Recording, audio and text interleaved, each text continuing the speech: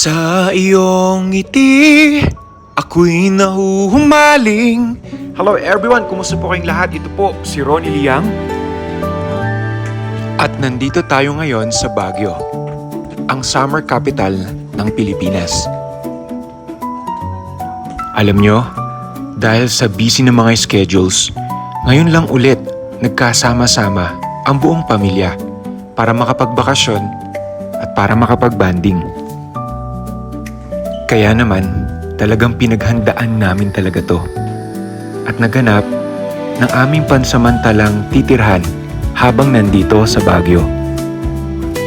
Gusto lang naming i-share sa inyo ang aming na-discover dito sa Baguio. Ang Cloud 7.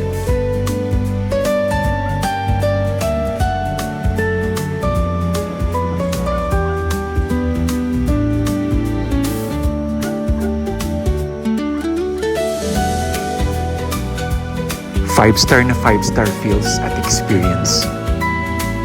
At nakakatuwa dahil napaka-affordable.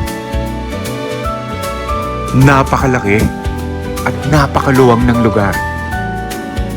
30 ang capacity. Saktong-sakto sa mga malalaking pamilya kagaya ng sa amin. Nakakatuwa ding malaman na bawat kwarto ay may sari-sariling CR. Kompleto din sa gamit, lalong-lalo na sa pagluto. Napakalaking tipid. Hindi na namin kailangan bumili o mag-order ng pagkain sa labas. Mamamalengke na lamang kami at magluluto. At take note, marami din pwedeng pagbilan ng mga fresh vegetables at meats malapit sa lugar.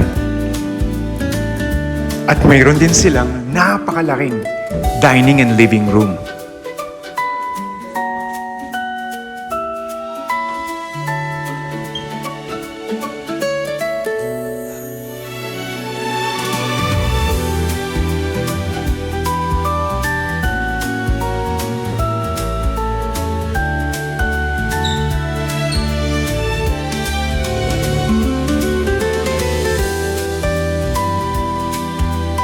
At ito ang pinaka-paborito namin sa lugar.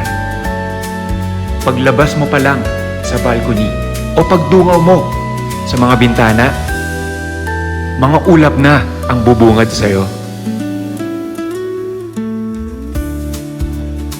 At hindi namin maikakaila na napaka-accommodating, napaka-maasikaso, napaka-friendly ng aming host at mga staff ng Cloud 7.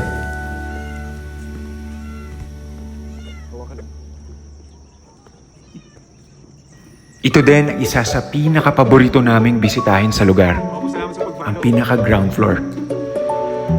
At nakakatuwang malaman na pwede din kami gumawa ng bonfire.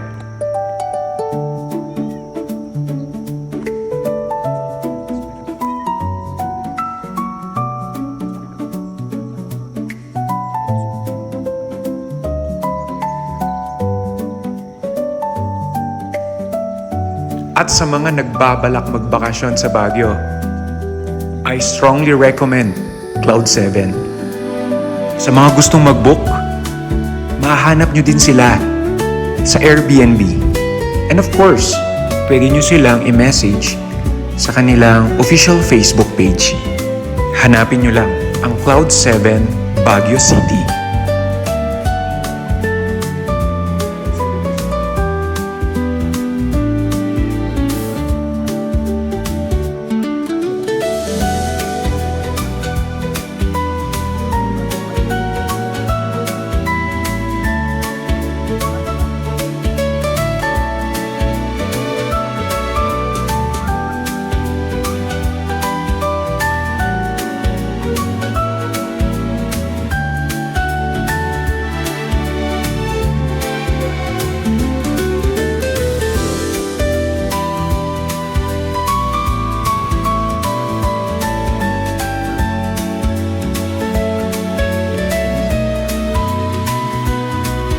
At heto na, ang pinaka-paborito naming puntahan tuwing gabi, ang pinaka-ground floor, para mag-bonfire at mag-ihaw.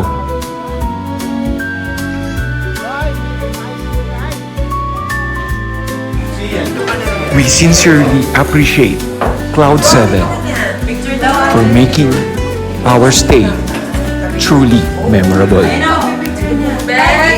At hanggang sa muli nating pagkikita at pagbisita.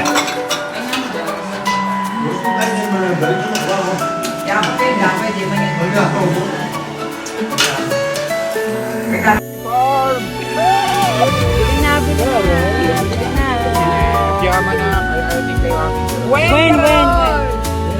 Ano ka po sa inyo?